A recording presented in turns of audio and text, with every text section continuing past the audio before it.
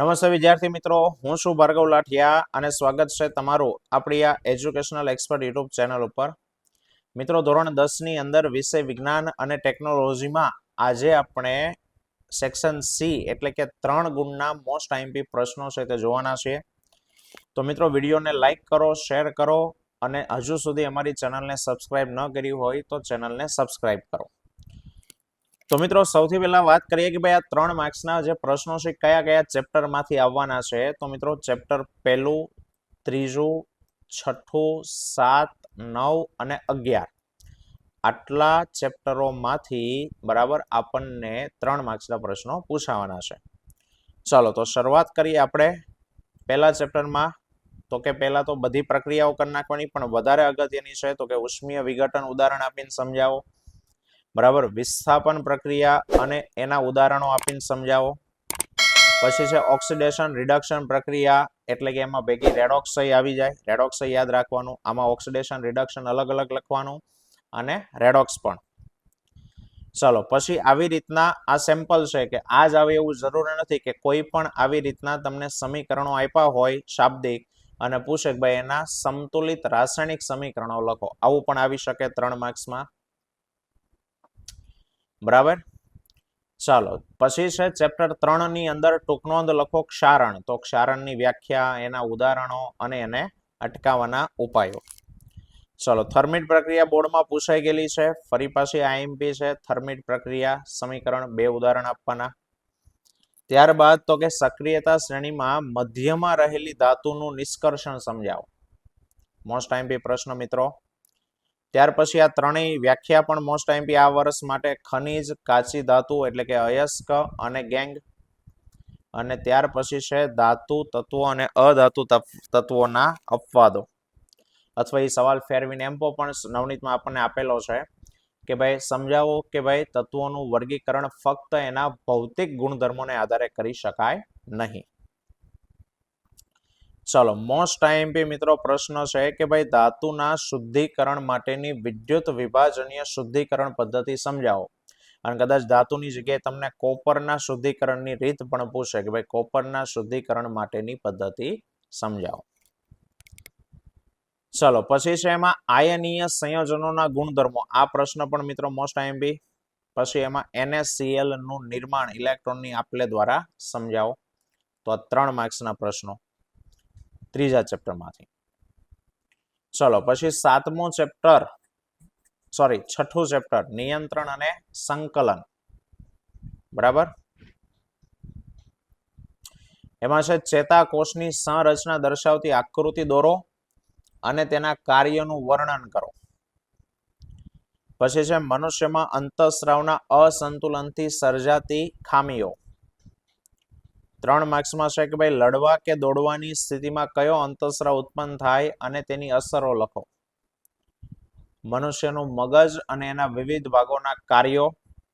પરાવર્તી કમાન સમજાવો અથવા કરોડરજ્જુની પરાવર્તી ક્રિયા સમજાવો. એટલે ક્રિયા નથી લખવાની મિત્રો, પરાવર્તી કમાન જ લખવાનું છે, પણ એ કઈ રીતે કાર્ય કરે છે ઉદાહરણનું એક્સપ્લેનેશન છે એ લખવાનું. મોસ્ટ આઈએમપી આમાંથી કે ભાઈ વનસ્પતિના અંતઃસ્રાવોના નામ અને તેની અસરો જણાવો.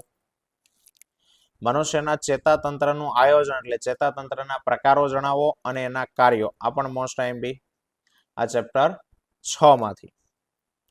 ચલો, 7મું ચેપ્ટર સજીવો કેવી રીતે પ્રજનન કરે.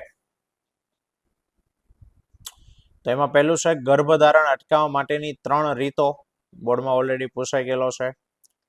પછી યૌવના રંભ કોને કહેવાય અને યૌવના રંભ દરમિયાન જોવા મળતા સામાન્ય અને ગૌણ જાતીય લક્ષણો છોકરા અને છોકરીઓ બંનેના.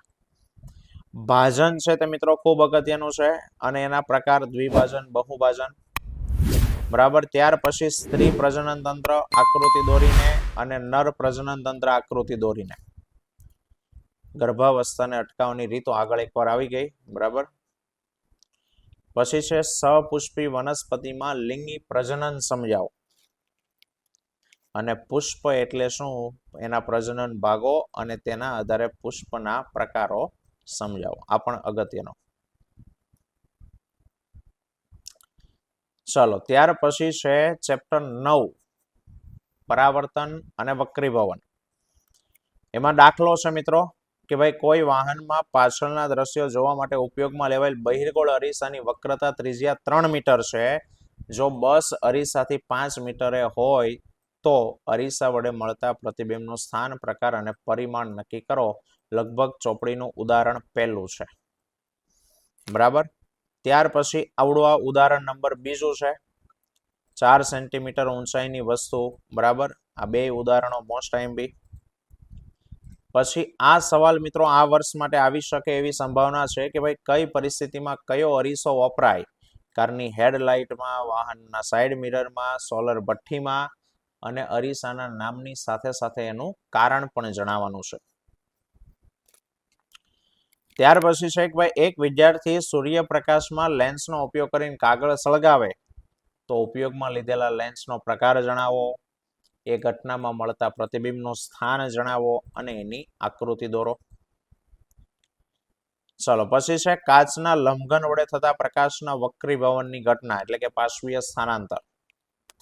પછી મિત્રો આ ચેપ્ટરમાં જેટલી આકૃતિ છે અંતર્ગોળ અરીસાના, બહિર્ગોળ અરીસા, અંતર્ગોળ લેન્સ, બહિર્ગોળ લેન્સ, બધી જ આકૃતિમાંથી લગભગ એકાદી આકૃતિ હશે જ 100% લગભગ. તો એમાં એક અહીંયા આપી છે વક્રતા કેન્દ્ર અને મુખ્ય કેન્દ્રની વચ્ચે. એટલે મિત્રો ખાસ જોજો, સી ઉપર મૂકી અને એફ ઉપર મૂકીને બે અલગ અલગ આકૃતિ નથી દોરવાની. સી અને એફ ની વચ્ચે કીધું છે, વચ્ચે અને શબ્દ છે. તમારે જો બે અલગ અલગ આકૃતિ દોરવાની હશે ને તો બે અલગ અલગ કરીને આપશે. આવી રીતના 1 નંબર કરીને સી ઉપર અને પછી 2 નંબર કરીને એફ ઉપર લખ્યું હોય તો જ બે અલગ અલગ આકૃતિઓ દોરવાની. ચલો પછી દાખલો છે ફરી પાછું આ સ્વાધ્યાયનો. 18 સેન્ટીમીટર કેન્દ્ર લંબાઈનો અંતર્ગોળ અરીસો 27 સેન્ટીમીટર દૂર 7 સેન્ટીમીટરની વસ્તુ મૂકી છે. સ્વાધ્યાયનો મિત્રો આ દાખલો છે. અને લેન્સનો પાવર આખે આખો. બરાબર. ખાલી વ્યાખ્યા ને એસઆઈ એકમ ને સાધન એવું નહીં, આખે આખો લેન્સનો પાવર. ચલો અને વક્રીભવનાંકમાં બંને સાપેક્ષ અને નિરપેક્ષ વક્રીભવનાંક સમજાવો. ચલો પછી 11મું ચેપ્ટર વિદ્યુત. તો મિત્રો બંને સૂત્રોની તારવણી, સમાંતરના સમતુલ્ય અવરોધ, શ્રેણીના સમતુલ્ય અવરોધનું સૂત્ર, જૂલનો તાપીય નિયમ. બરાબર. એમાંથી પણ દાખલો છે તો ઇસ્ત્રી વાળો મિત્રો દાખલો કે લઘુત્તમ ગરમ થાય અને મહત્તમ ગરમ થાય ઉદાહરણમાં આપ્યો છે. 5મો કે 6ઠો આઈ થિંક છે.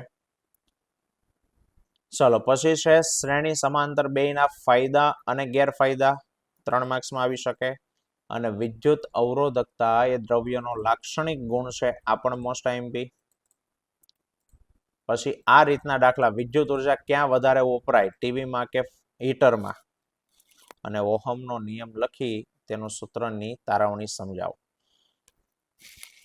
આ સિવાય મિત્રો એમાંથી અવરોધ અને અવરોધકતા વચ્ચેનો તફાવત પણ તમને પૂછે. મિત્રો આ હતા પ્રશ્નો. જો તમારે પ્રશ્નોનો સોલ્યુશન પણ જોતું હોય તો આ પીડીએફ ની અંદર આપેલું છે. બરાબર. નીચે ટેલિગ્રામમાં આપણે લિંક આપેલી છે, ત્યાં તમે જઈને તેનું સોલ્યુશન પણ મેળવી શકો છો. આવતા વિડીયોમાં ફરી પાછા મળીશું. ત્યાં સુધી જય હિન્દ, જય ભારત.